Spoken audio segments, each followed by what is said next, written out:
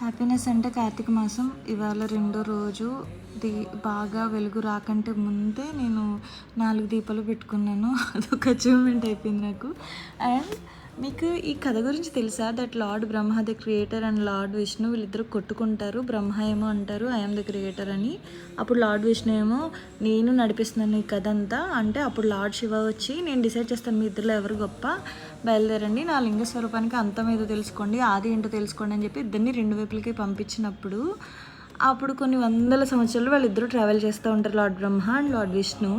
అప్పుడు విష్ణుమూర్తికి ఇంకా అర్థమైపోతుంది ఇది కష్టం, ఇంకా దీనికి నేను ఒక ఎండ్ తెలుసుకోలేను అని చెప్పేసి ఆయన వెళ్ళి ఒప్పేసుకుంటారు.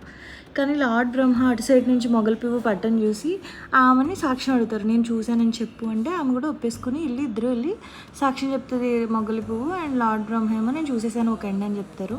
అప్పుడు లార్డ్ బ్రహ్మ అండ్ మొగలి పువ్వు ఇద్దరు శిక్షించబడతారు. సో ఇదనమాట ఈ కథ.